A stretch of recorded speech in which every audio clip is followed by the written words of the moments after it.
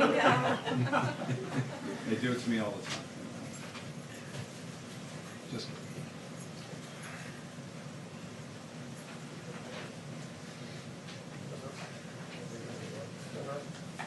and did you know they gave us 10?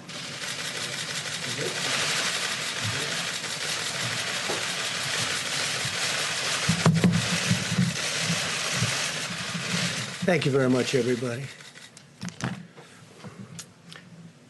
I'd like to begin by saying that we just completed a meeting with the Secretary of Treasury, Steve Mnuchin, and Secretary of Transportation, Elaine Chao, on proposals regarding the airlines and the airline business.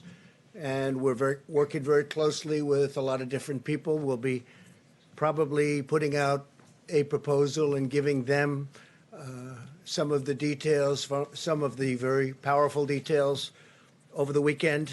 It's moving along quickly. The airline business has been hit very hard, as everybody knows, and we are going to be in a position to do a lot to help them so that they keep their employees and they save their businesses. And that'll be taking place, I think you can say, over the weekend. We may even have discussions with some of the airlines or all of the airlines over the weekend. And I think it's going to be a very acceptable package. It's a very big package and a very acceptable package. It'll be good for our country, good for the airlines, good for a lot of people.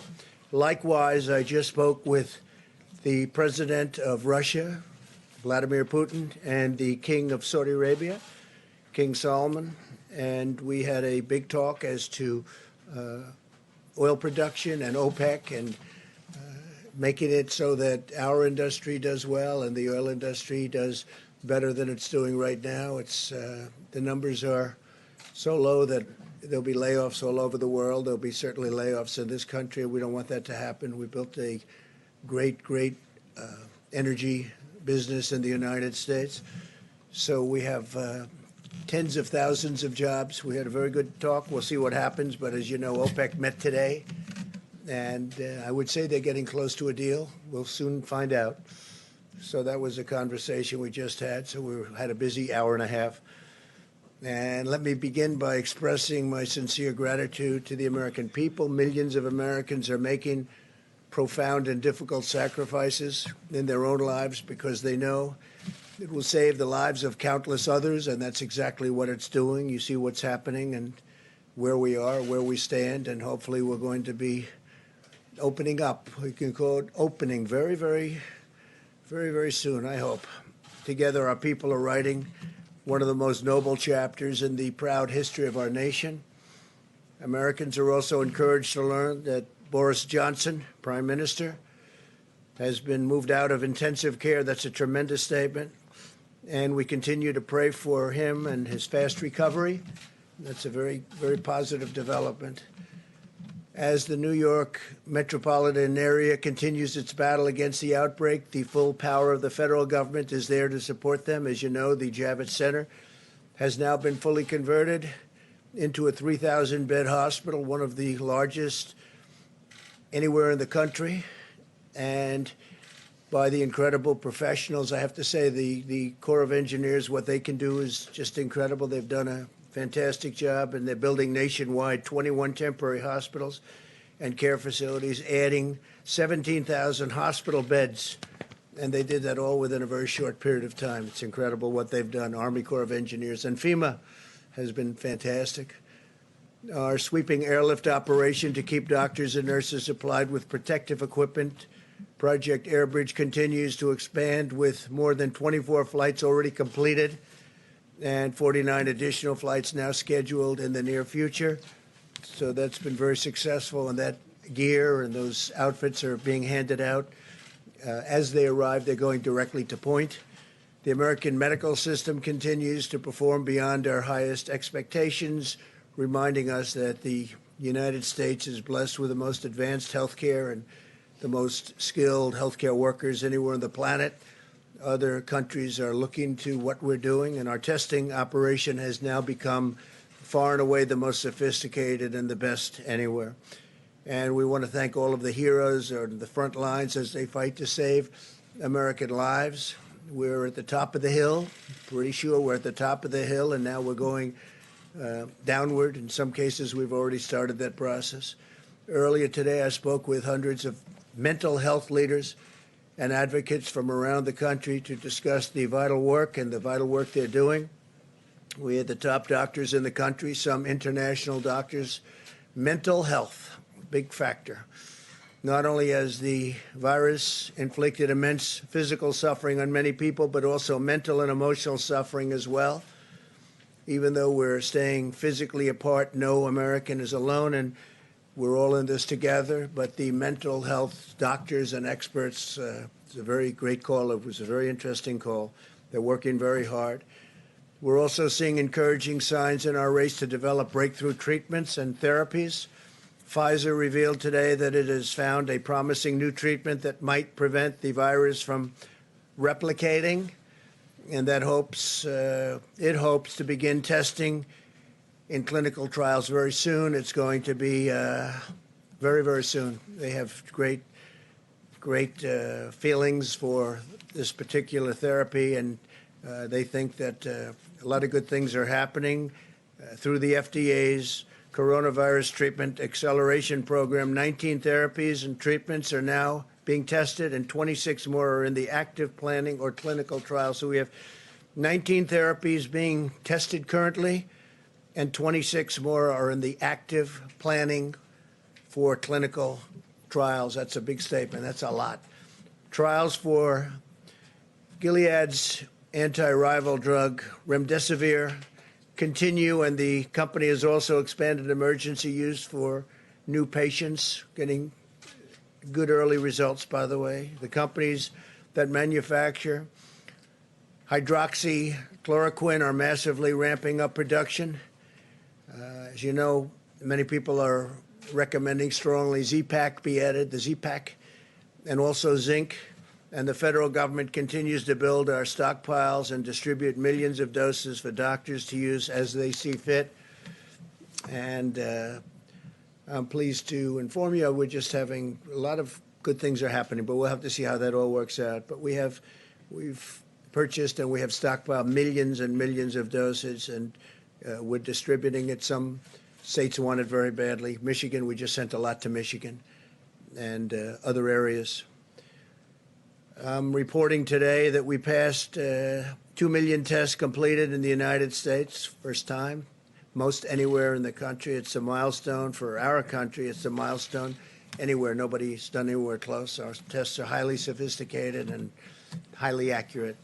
At the same time, we're making important progress on the economic front of this war. In a few moments, Secretary of Labor Eugene Scalia will explain new steps that we're taking to ensure American workers swiftly receive unemployment and paid leave benefits, and that employers protect the health and safety of all workers, including essential workers on the job, working very, very closely with workers and with employers.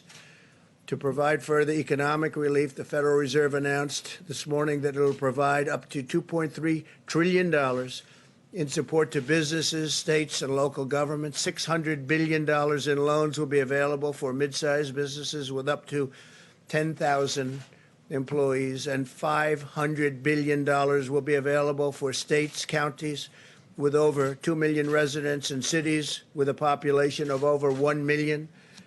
My administration is also working with Congress to replenish the very successful, incredibly successful, the way it's going, Paycheck Protection Program, which is allowing hundreds of thousands of small businesses to keep their workers on the payroll, meaning it'll keep those businesses open. We need both Democrats and Republicans to come together to get this the legislation completed, and it looks like it's on its way, but we need both. And it should be for people that are working, for the workers. And if you look and you see, we have a lot of people that are affected by that, and it's a very positive development. So we have to get a bipartisan approval of that, and hopefully that'll happen today. The Department of Education is also announcing the availability of more than $6 billion in emergency grant funding to assist college students impacted by the cancellation of classes and the suspension of housing. A lot of people had a lot of things suspended. Housing is one of them. Previously, we waived student loan payments for 6 months. So student loan payments have been waived for 6 months, and we'll discuss it after that, may go further. Although this medical war has separated our citizens for a period of time, it's also united our entire nation. I think I can say, like almost never before, Americans are moving forward with common purpose and shared resolve, determined to vanquish the virus and lift our nation to even greater heights. We are supremely confident in the magnificent future that awaits the American people. And with that, before I invite our Vice President, our great Vice President, and Gene Scalia to speak, we'll take a few questions, and then I'm going back into negotiations on oil and on airlines. Yeah, please. Conversation with President Putin and the King. Yeah, I had a very good conversation. Did you organize that call, and do they understand the problems they're causing with Yeah, the oil output? yeah. No, there's so much production, nobody even knows what to do with it. That's how it's working. And Saudi Arabia and, as you know, Russia, it's well known that we're producing a lot, and they were perhaps fighting with each other over the production and the amount of oil being produced. And frankly, there's not enough room to even store it. Our storage is now full, going to be very soon. Our strategic national storage is, I said, this is a great time to fill it up, load it up with oil that frankly is at pricing that nobody's ever seen before. I don't think we've seen this probably since the 1950s. That was with big dollars. So we'll see what happens. The conversation was very good. They're getting close to a deal. That's OPEC and many other countries outside of OPEC, and we'll see what happens. Are they still fighting with each No, other? I think they were getting along very well. We had a very good call. I think it was a very good call. We're going to see what happens, but it was a very good call. They'll probably announce something either today or tomorrow, one way or the other. Could be good, could be not so good, but I think one way or the other. Go ahead, Jim. Yeah, Mr. President, how could the administration discuss the possibility of reopening the country when the administration does not have an adequate nationwide testing system for this virus? Don't you need a nationwide testing No. system for the virus before you reopen the We have a country? great testing system. We have the best, right now, the best testing system in the world. But there are certain People can't sections. test right now. There are certain sections in the country that are in phenomenal shape already. Other sections are coming online. Other sections are going down. And we, in addition to that, are giving out millions of tests. And every day we're doing it exponentially. We're picking up. And what we'll be doing in the very near future is going to certain areas of our country and do massive testing. It's not necessary, but it would be a good thing to have. Don't you need that, Go though, ahead. Mr. President, to make sure people are safe going back to work? You don't want to send people back to the workplace. We want to have it, and we're going to see if we have it. Do you need it? No. Is it a nice thing to do? Yes. We're talking about 325 million people, and that's not going to happen, as you can imagine. And no, it would never happen with anyone else either. Other countries do it, but they do it in a limited form. We'll probably be the leader of the pack. Please. Mr. President, what do you say to the 16 million Americans, more than 16 million Americans who have lost their jobs in the last 3 weeks, and fear that the economy won't just bounce back, like you said? Well, I think the economy is going to do very well. Now, that's just my feeling. It's a strong feeling. I've had good, proper feelings about a lot of things over the years, and I think we're going to do well.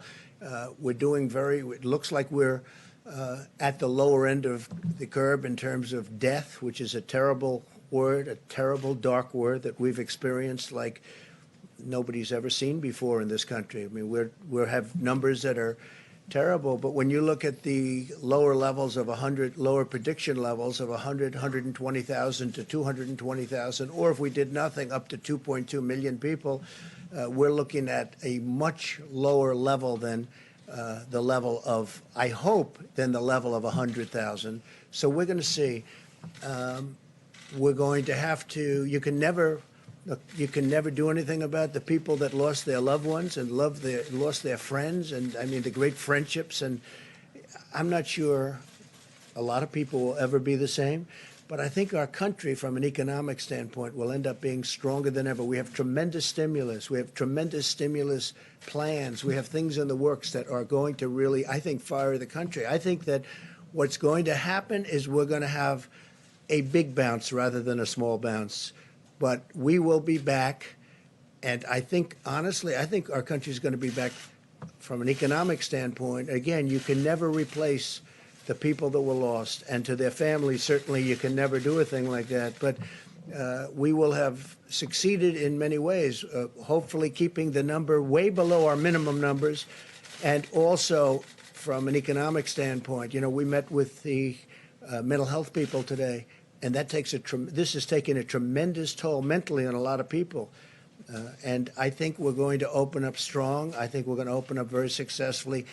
And I'd like to say even more successfully than before. Please. Thank you, Mr. President. Oil is trading today at about $23 a barrel in New York. Where would you want to see the price? Do you want it at $30, $40, $50 a barrel? Well, I want to see it where there's a certain market, but I also don't want to see it where people have no idea. You know, we'll be opening up areas for storage of oil, massive areas for storage of oil, because oil today is not selling. And what happened is the virus knocked out 40% of the market. Immediately, you know that, you know the number, 40%. Now, there was a lot of oil, but it was very controllable. All of a sudden, they lost 40%. You look at the roads, you look at the car, you look at what's going on. There's nobody driving. There's no reason for it right now. That'll start coming back. But we are storing millions of barrels of oil that nobody thought would even be possible. Frankly, ships turned out to be a good business for some people because they're filling up tankers, sending them out to sea and not saying where to go. They're just sitting out there loaded up with oil.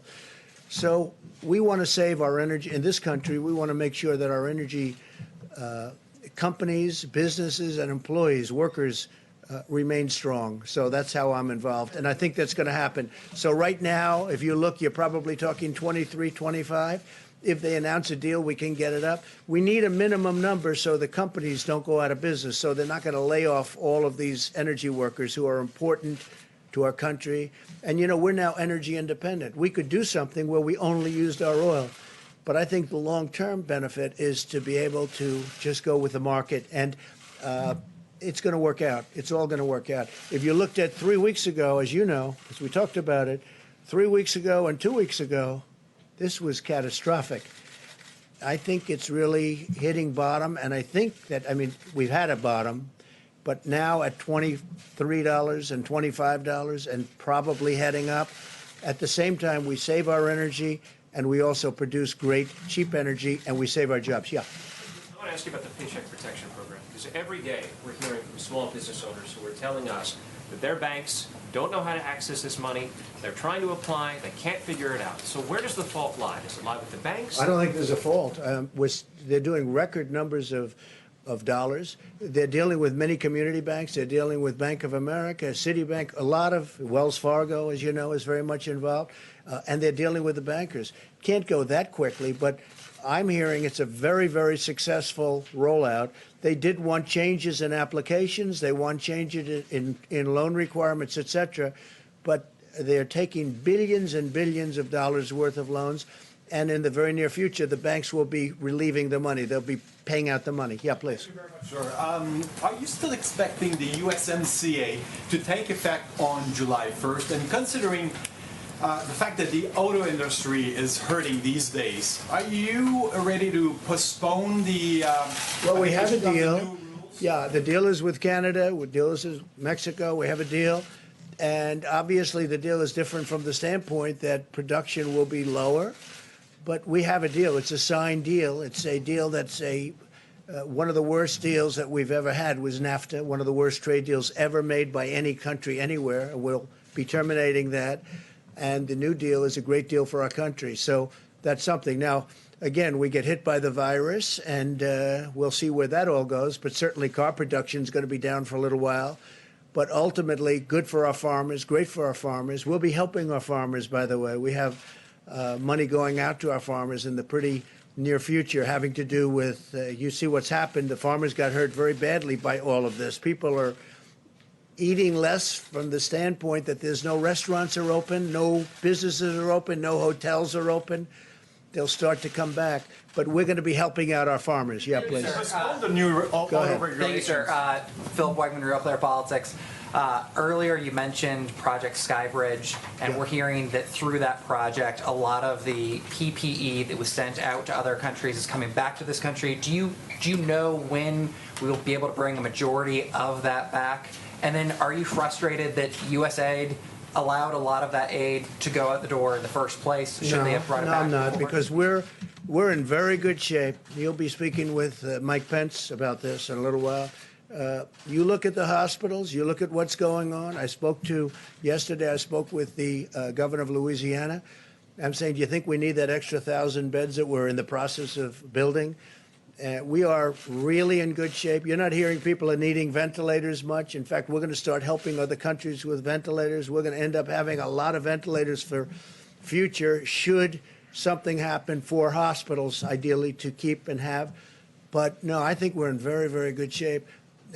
We have calls with governors all the time, and the governors are in very good shape now. We have sent billions and billions and billions of dollars between ventilators, equipment, protective equipment, masks. We have 500 million masks coming. 500 million from one group. 500. It'll be 300 million and 200 million over a short period of time. Now, I think we're in very good shape. Please.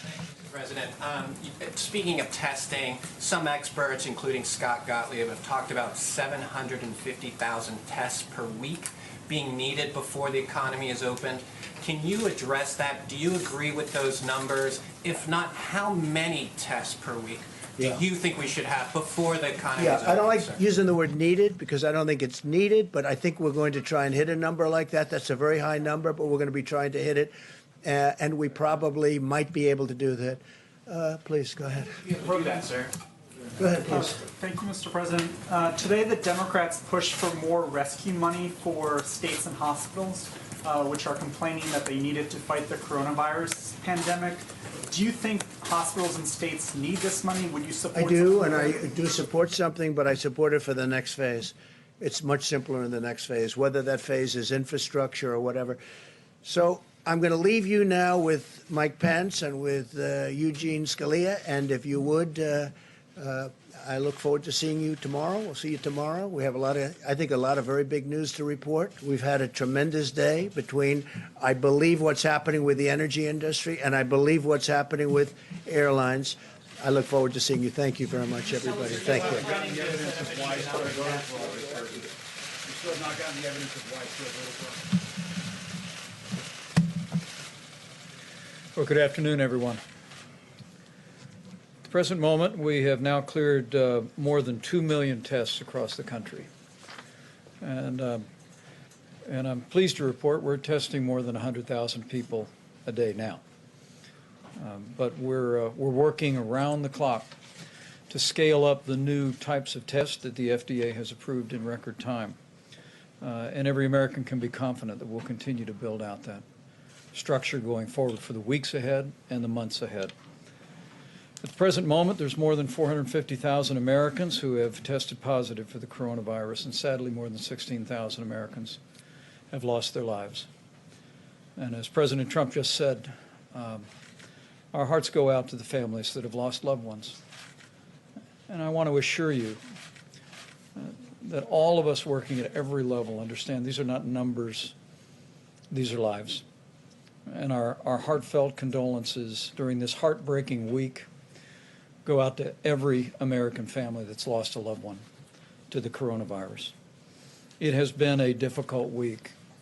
But as Dr. Birx will reflect in just a few moments, as we look at the data literally on a county-by-county basis every day, we continue to see evidence that in areas where the epidemic has impacted most, the greater New York City area, Louisiana, the Detroit metro, the Denver metro, we continue to see evidence of stabilization.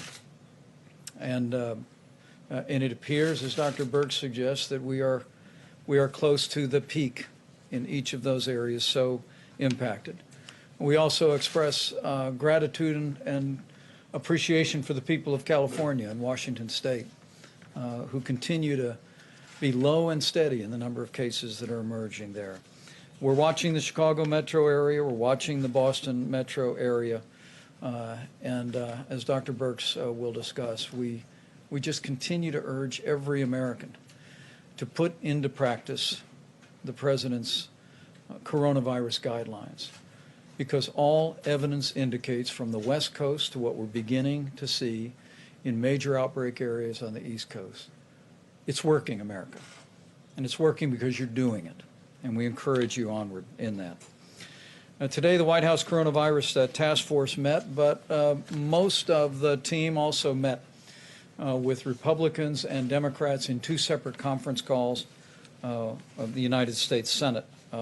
Secretary Mnuchin, our health experts, Admiral Polovchek, Dr. Hahn joined us as we discussed a broad range of issues. The Treasury Secretary touched on the Paycheck Protection Program, now in day 5, reporting $125 billion has been approved so far. 30,000 new individual users and 3,900 lenders are participating. We also discussed that the Treasury Department will issue a new frequently asked question document tonight, an FAQ as they're known, to clarify how seasonal businesses can participate in the Paycheck Protection Program as well. With regard to direct payments to Americans, the Treasury Secretary assured senators, and we assure every American, that we remain on the timetable where the first payments in direct deposits will go out by the end of next week. For the average family of 4, that'll be $3,400 in direct financial support, and will no doubt be welcome news. Anyone who is interested in additional information on any of these programs can go to treasury.gov or sba.gov. Since we last spoke, I spoke with Governor Laura Kelly of Kansas, Governor Andy Beshear of Kentucky, also spoke to governors of Texas and Rhode Island. I assured each one of them, as we continue to work through the process of making sure that we distribute the resources at the point of the need, is that at President Trump's direction, our objective working through FEMA is to make sure that states have what they need when they need it. And to see the progress that we've made, the President just reflected on in New York and New Jersey, Louisiana, and the partnership we forged with governors in those states, California and Washington State before.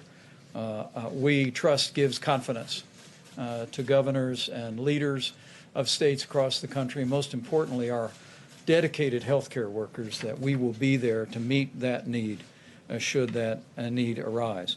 At the present moment, FEMA reports the President has approved 54 major disaster declarations, and states around the country have stood up 29,000 National Guard, 11,000 of which are fully funded by the federal government under Title 32. Also, speaking of our military, at the present moment, we received a report today from the Department of Defense that 4,100 active duty military medical personnel have been deployed in New York, New Jersey, and Connecticut. And they are personnel that are working on the ground at the Javits Center, working, of course, at the USNS Comfort ship.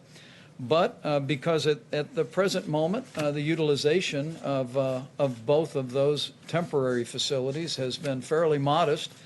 The DOD actually worked with the city of New York to establish what amounts to a uniform temp service. They call it the bullpen. And today they literally deployed from the ship and from the Javits Center 75 medical personnel to relieve dedicated healthcare workers within the hospital system in the city of New York, and we'll continue to do that.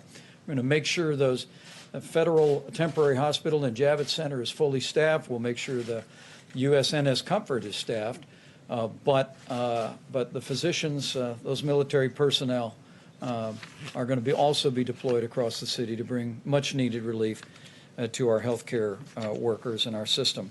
From the VA standpoint, we've opened up VA facilities in New York City, East Orange, New Jersey, Detroit, Michigan, and we are opening up the VA facility to coronavirus patients in Shreveport, Louisiana. Finally, I mentioned that today we exceeded more than 2 million tests that have been performed across the country. And also, literally, working with the U.S. Public Health Service, states around the country have stood up hundreds of drive-through testing sites. And just this week, FEMA and the U.S. Public Health Service announced that we will give an option to states to transition from a federal testing site, dozens of which have been assembled around the country, to a state-managed site. I want to emphasize that this is an option. We believe it gives states greater flexibility to style sites or manage sites in areas that they think are most important.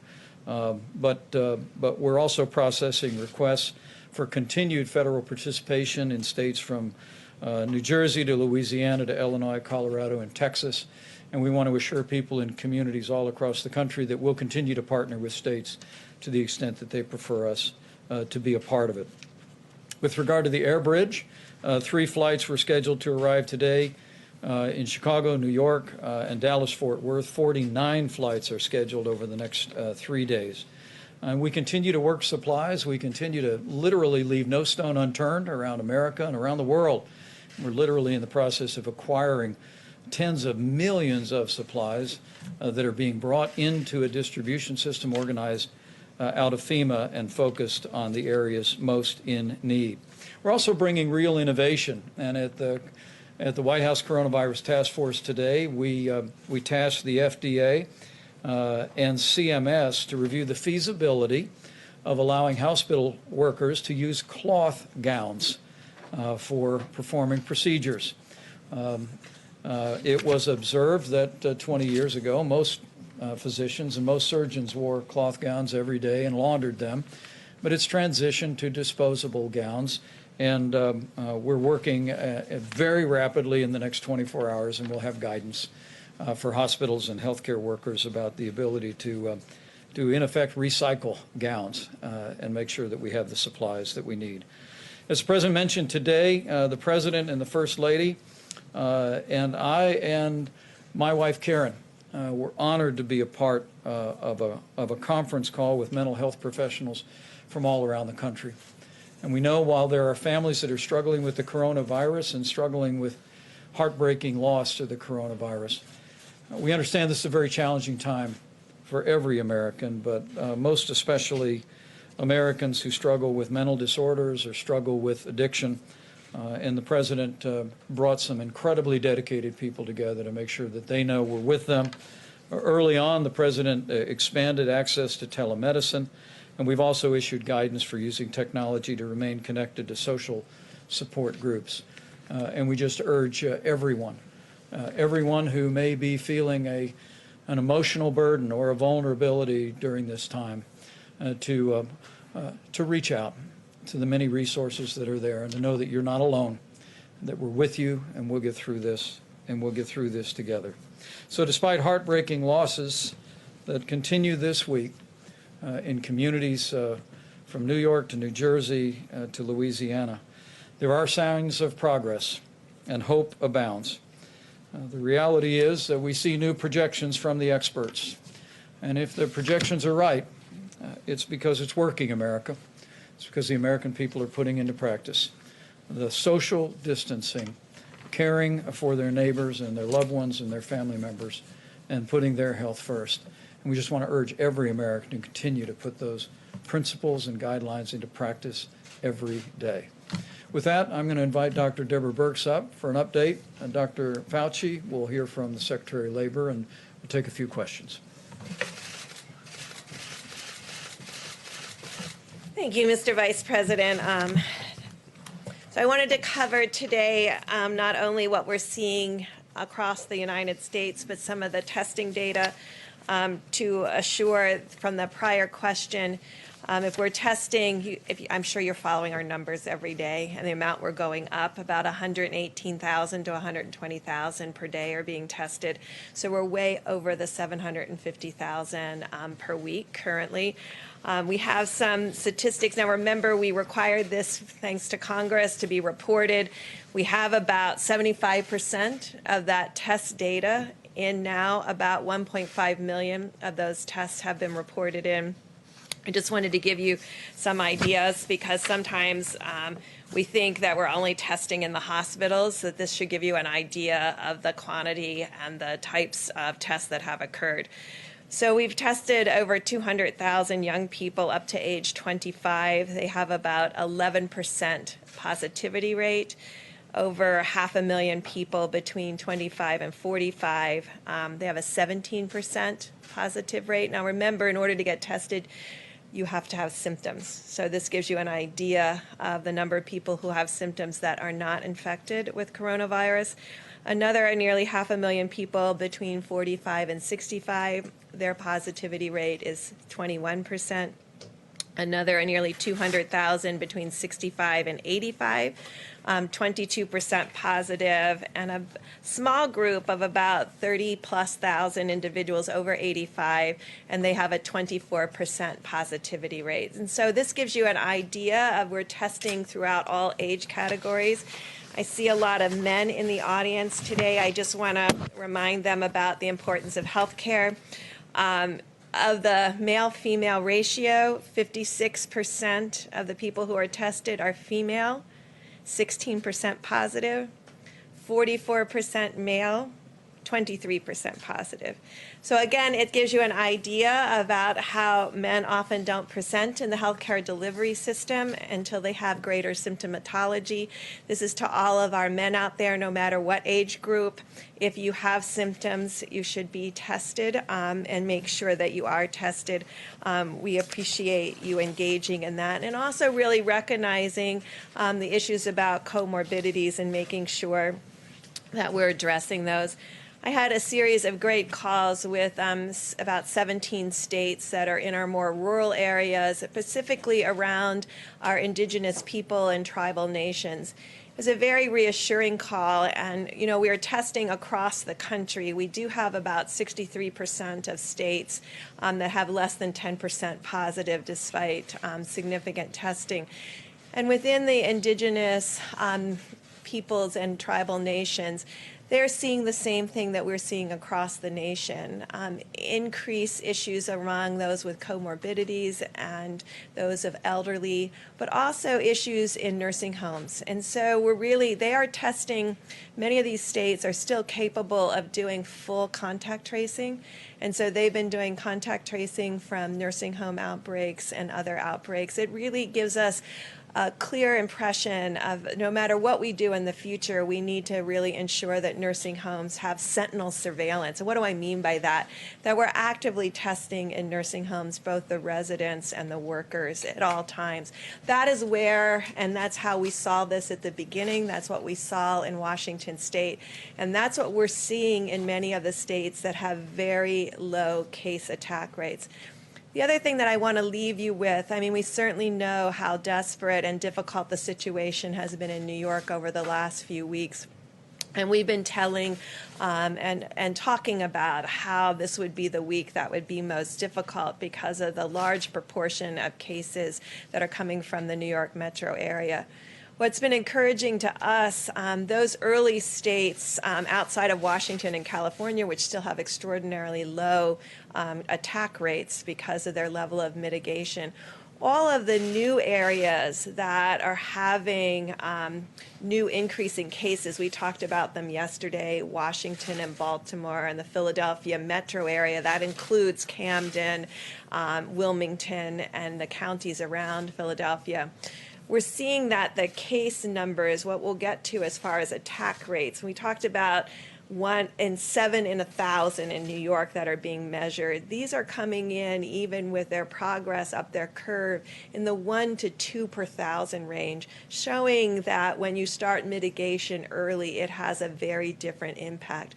All of this data is coming together, the testing rates, the seropositivity, the age groups, who really needs hospitalization, ICU, the innovative pieces coming from, we heard a great report from Louisiana this morning on the phone call where they talked about a minimum now of 40% of people coming off of ventilators alive and leaving the hospital. This is very encouraging to us. Really shows amazing progress clinically at each of these hospitals and the real lessons what we're learning and sharing across hospitals. but really shows us that the original outbreaks were very large, but the newer ones that we talk about in Washington and Philadelphia and Baltimore, it looks like their attack rates and the attack rates in Denver and some of these other states that we have been talking about are much lower than New York and New Jersey. And this gives us hope about really understanding how to integrate this information together, not dealing with a model, but the real life cases that are occurring and understanding how to move forward together to really have a different future. So thank you very much. Thank you very much, Mr. Vice President. So just reflecting about what we've been doing over the last few days, remember last weekend when we made the forecast that this would really be a bad week? As I mentioned yesterday and the day before, it is, in the sense of deaths, a bad week. In fact, every day there seems to be a record of number of deaths compared to the day before. In fact, New York today had, again, another record of, I think the city itself was about 820 plus deaths. But what we were predicting with the increase and the real adherence to the physical separation, the guidelines that the Vice President talks about, the physical separation, at the same time as we're seeing the increase in deaths, we're seeing rather dramatic decrease in the need for hospitalizations. Like I think yesterday was something like 200 new hospitalizations, and it's been as high as 1,400 at any given time. So that is going in the right direction. I say that, and I always remind myself when I say that, that means that what we are doing is working, and therefore we need to continue to do it. I know I sound like a broken record. That's good. I want to sound like a broken record. Let's just keep doing it. I get questions a lot, Dr. Birx and I, about these numbers, the projections that you went with from 100,000, 200,000, now down to 60,000. That's a sign that when, as I keep saying, when you take the data you have and you reinsert it into the model modifies. Data is real, model is hypothesis, okay? So that's what you have to do, and that's what I think we're seeing. The other thing that's some just broad general good news from the standpoint of a scientific standpoint, that there are a lot of candidate potential therapeutics that are going into clinical trials now that we're sponsoring at the NIH. The kinds of clinical trials that will give us the answer.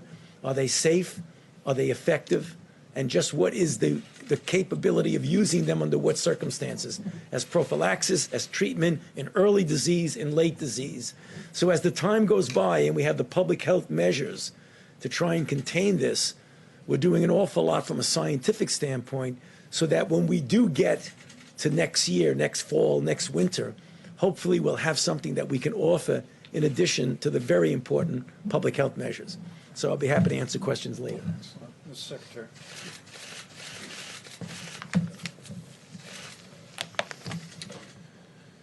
Mr. Vice President, thank you, and thanks to the task force, and of course thanks to the President for his leadership. The important public health measures that have been discussed so much in these briefings in this room have had a large impact in American workplaces. We saw that again today as the Labor Department released figures showing that 6.6 million new unemployment claims were filed last week. We're all mindful, the President mentioned this, that the American people are making difficult sacrifices. That has included being furloughed, laid off, or having a small business struggle. That said, American workers can be encouraged by how swiftly and comprehensively the President and Congress have responded. 3 weeks ago, the U.S. had never had a law requiring paid sick leave at U.S. companies.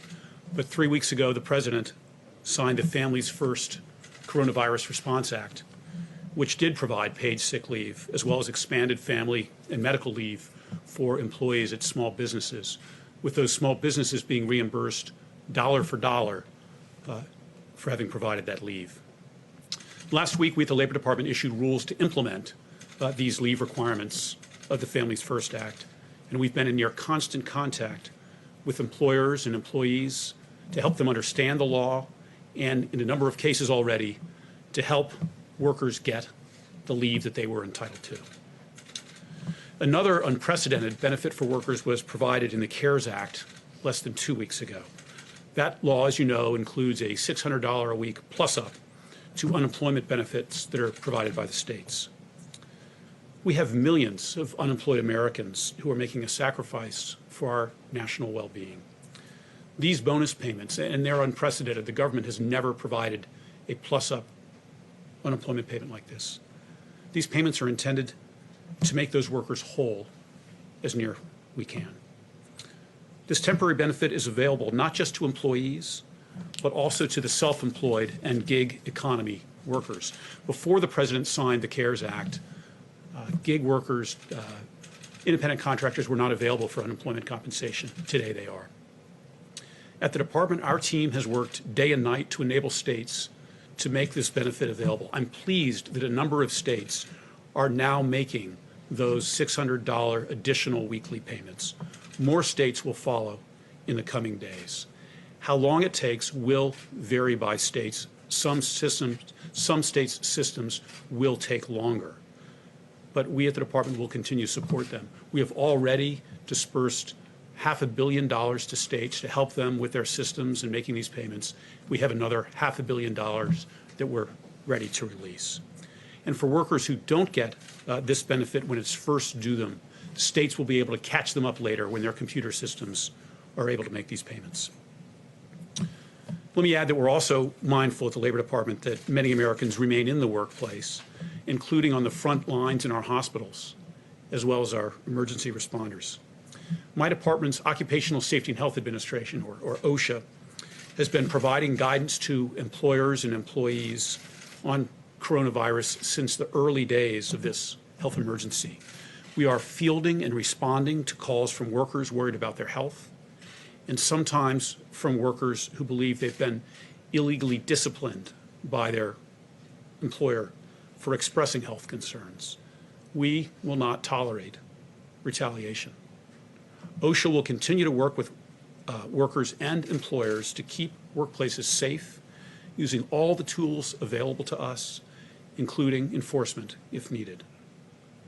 I wanted to finish by commenting on the Paycheck Protection Program, which we heard about earlier, run by the Small Business Administration. This, of course, is loans to small businesses to enable them to meet certain costs, including utilities, rent, and, most important from my perspective, payroll.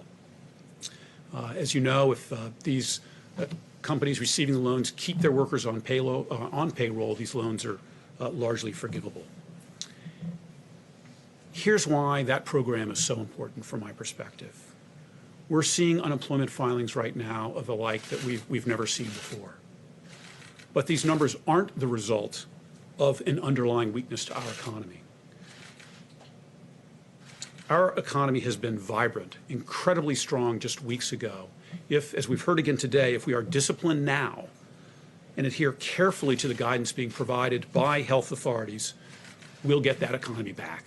The President spoke at the State of the Union of the blue-collar boom we are experiencing. We want to lay the groundwork now for a blue-collar bounce back. We'll get there in part by helping companies hold on to their workers, which is what the Paycheck Protection Program does. Keep them on payroll so that when businesses are ready to reopen, they have the workers they need and Americans have jobs. We will continue at the Department, and I know here at the White House, to be laser focused on American workers and jobs until this is done. So thank you very much. Very well done. Thank you. Great job. Great. We'll take a few questions. Yes, please. Mr. Vice President, a question for you and then a question for Dr. Birx or Dr. Fauci.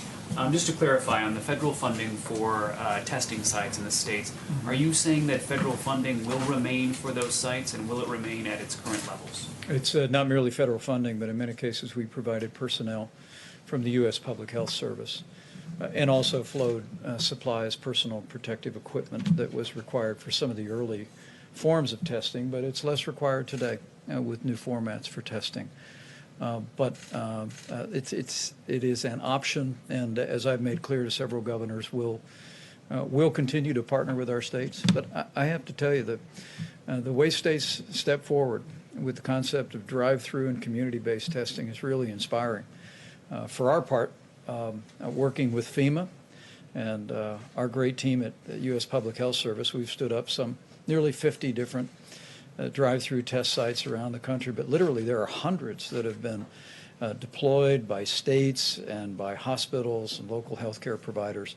But in this instance, we wanted to at least give them the option to take control of that, but we'll continue to resource them with personnel, supplies, and any other support that they need going forward. And then just a question for the doctors. I'm curious, did you see this information out of the CDC in South Korea today that shows that they're seeing evidence of reinfection in some people who had been cured of coronavirus? And what does that mean for our understanding of this?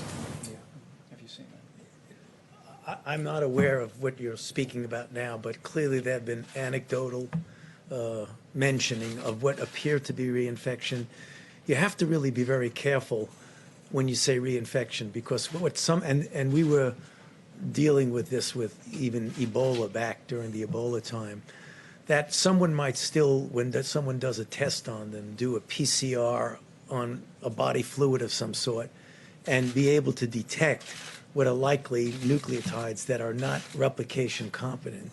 So if you're telling me, which I don't think they're saying, that someone has coronavirus disease, they get sick, it's documented, they get better, and then a month or so later, they get sick with documented coronavirus disease. I don't think that's what they're saying, but I don't want to jump the gun on it until I see the data. They use the word reactivate. Is that different? Yeah. Well, yeah, what reactivating what means is that it depends what you mean by reactivating. If someone clearly is ill and they have virus isolated from them, that you may have a prolonged course. I'd like to see how long they reactivate. I mean, if they were sick and had documented virus, and then 3 months later they had documented virus, is that reactivation or is that infection with another virus? I'd like to see the data before I really comment on that. Yeah. Dr. Fauci, I wanted to ask about medical criteria. You had a discussion with Dr. Birx and the other public health experts on Tuesday, I understand. Can you discuss what is the medical criteria that you guys are discussing in order to reopen the government? What is the medical criteria? Well, it's less medical criteria than it is public health criteria. And that is, and I think it's really important because often people say reopen the government like it's a light switch that goes on and off for the entire country. We have a very large country with really different patterns of disease and outbreaks in different parts of the country. So it's not going to be a one-size-fits-all. It's going to be, what is the kinetics of an outbreak? Is it on the way down? Is it essentially out? Is it still smoldering and possibly going up? I think you're going to have to take it individually. And are there some benchmarks that you're looking at, though? I mean, are there some numbers that you're looking at, some data that you would like to see? What would you like to see before that happens? Yeah, well, I will allow Dr. Birx to come up with just my own opinion. I don't think they're going to be benchmarks that are going to be consistent from one to the other. For example, I would not want to pull back at all in New York until I was clear that that curve really was doing what we've seen in other countries, a very steep decline down, and we had the capability, if there was a resurgence, of having everything in place to be able to do the containment as opposed to struggling with mitigation with what we've been doing. That's different than a relatively smaller city, town, or whatever you, in the Midwest or mountain regions, which is generally very well controlled. What I would want to see, do we have the capability of doing the isolation, contact tracing, and suppression of it? So it really varies differently. So I don't think there's one medical criteria. But Deb, if you want to speak to it. Thank you. It's what I tried to cover in the brief presentation I gave. In talking to the 17 states that have indigenous populations and tribal nations, and discussing with them what they were doing generally and what they were doing specifically through the Indian Health Service, they discussed the ability to find new cases and doing full contact tracing. And so they have strike teams. They are very well organized. You don't hear about them every day, and that's why I wanted to call them out. They are really doing amazing work at their public health institutions with their governors and their mayors, and they are in full contact tracing. Yes, they're doing social distancing, but they're also doing full contact tracing and understanding all aspects of their epidemic. So we're looking at those pieces, as well as when I was talking about blunting, really when you're starting to go up that curve, having that unbelievable blunting where you only get evident attack rates, and I want to be very clear about that. When we see cases, these are symptomatics that have been diagnosed. There's clearly, we believe, people we don't see. And that's why the antibody test is going to be helpful to us to really define that. So those are the pieces that we're bringing together to really analyze that. I did want to say the president talks about the 150 plus countries that are experience what we're experiencing. I just wanted to do a call out. We have Americans around the world in every embassy that are working with those countries now. This scarf came from Africa. It's one of my public health colleagues there. I just want to recognize the public health colleagues around the world who are doing all of this work together to change the course in their epidemics in every single country around the globe. Let me go to another question if I can, but in response to that, just so you know, what the president's tasked us to do is there's a number of working groups and that are looking at not only how do we reopen the country, but how do we stay open. And and I think most of America knows that no one wants to reopen America more than President Donald Trump. But the president's told us we need to do it responsibly, and we're going to follow the data. We're literally following the data on a county-by-county basis. This morning, we were literally presented with information of each county that had more than 100 new cases and had, went in the other direction, had, less than 100 than the day before. It's really remarkable. And so I think what you hear the health experts saying will inform the president's decision and timing. But make no mistake about it, that the best thing we can do to reopen America is put the coronavirus behind us, to reach the end of that curve with as little loss of life or hardship as possible, to have in place that we soon believe we will, the kind of therapeutics, I call them medicines that make you feel better, by this summer, and to have more widespread testing that we're scaling up each and every day, and also to have the kind of guidance that the CDC is even now developing for businesses large and small, for families and for schools, for that day that we do reopen America. Question? Go ahead. I'm going to ask one more follow-up to the doctor. So it touches on this question of when to lean back on mitigation. There is a study out of Los Alamos this week that I hope you've seen. It's on the CDC website that looks at this question of R0, which is a technical term that you understand that has to do with the reproductive rate of the virus. The study shows that the R0 for coronavirus isn't between 2 and 3, as had been thought before, but it's actually closer to 6, which means that one person on average is infecting 6 others. So with this information, how does that impact the model? How can you begin to think about when to reopen society if it's more contagious than we thought before? Well, I can tell you as the layperson on the stage. Go for it. We have known from the beginning that this is at least 3 times more contagious than the flu. And I believe that fact alone has informed our projections and the modeling, but now I'll let the experts respond. I'll go quickly and then we'll tag team together. So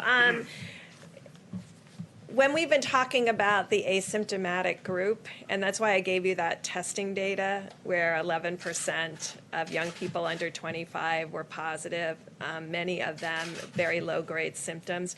What we will be triangulating for you is the testing data with hospital admissions, and then you'll be able to start seeing spectrum of disease. Because what you're not seeing in spectrum of disease is people who never even think that this is something significant, that what they have. We're seeing the significant cases. In testing, you can see that we're getting a lot of people in with symptoms who aren't positive. And so really finding out what is the R0. Is it 6? Is it 5? And the only way to do that at this point right now is to get the antibody tests out there and go into these places that had significant disease. When we talk about attack rates of 7 per thousand, like New York, and 5 per thousand in New Jersey, and test the healthcare workers, the first responders, all of the nursing homes for antibody, and really get to your question. Because right now it's still theoretic. We understand they're modeling this, and we will get the data to actually look at that. You will see what others have been presenting. So you presented the 6. What others are presenting, importantly, is they're modeling what's happening with mitigation, and they're publishing that the R naught with mitigation is approaching like 1.3 and 1.5. So that, think of what that is. If it was 6, and then with mitigation, we have it into the 1s. That really shows the power of the American people. No one has varied R naughts like that without a vaccine. But this is what's happening with really the power of the American people. Tony? Ditto to everything that Dr. Birx said, but I couldn't help but thinking when you talk about, you know what the worst enemy of an R naught is? Physical separation. How about one more? But do we have One more. Go right ahead. testing capacity in the country right now to reopen in the foreseeable future? I mean, because the president talked about 2 million tests. Are we going to have the testing capacity needed to make Americans feel comfortable going back into their workplaces? I mean, it seems to me that is a pretty critical question at this point. People are not going to want to go back to work if they think their coworkers might be carrying the virus. If we're not testing enough, how do we know it's safe to go back?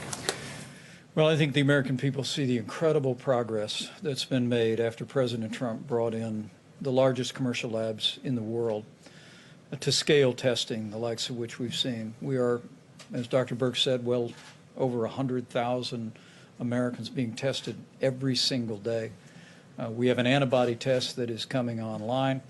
Abbott Laboratories literally has thousands of machines across the country. We're working with hospitals and labs around the country to activate those machines for the 15-minute test. Do we have enough testing right now? Well, let me say we're moving every day toward meeting that moment. But let's be clear: reopening the country, as the president is very anxious to do at the earliest responsible moment, will be through a combination of facts. First would be that we are at the end of the coronavirus for most major communities. Another piece of that is that we have therapeutics for Americans to take medicines if they contract the disease.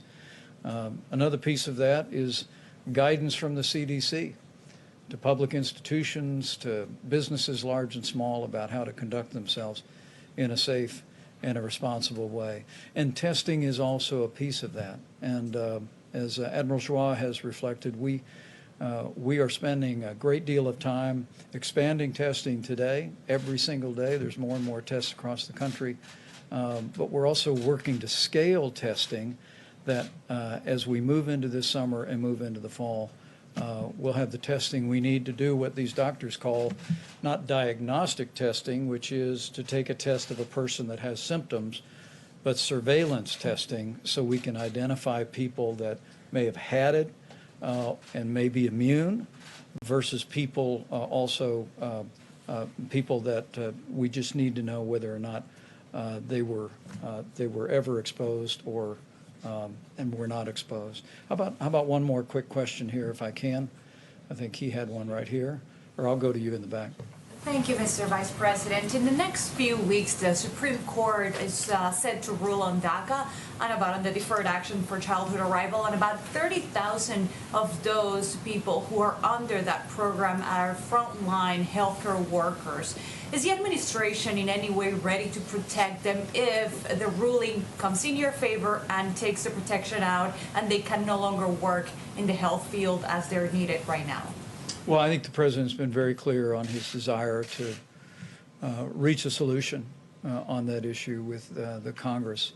But let me say, whether it be healthcare workers or people working in food supply, other people working in critical infrastructure, we're incredibly inspired by the way people across this country are stepping up to keep healthcare rolling and available, a high quality of care, even in areas deeply impacted by the coronavirus. And also, as we said the other day, hardworking people in our food supply, from the farmers to processors, to distributors, to truck drivers, to grocers. We received a good word that over the last several days, we've actually seen a significant drop with one major company in absenteeism. We issued new guidance from the CDC about how people who may have been within close proximity to someone who had the coronavirus could return to work before the 14 days if they didn't have a fever, if they tested themselves twice a day and returned with a mask. But the dedication of people to continue to work is truly inspiring. And I know as we go forward, we'll work through a broad range of national issues, but we're going to be incredibly proud for a long time about the way people all across this country responded to this moment. So thank you all very much. We'll see you tomorrow.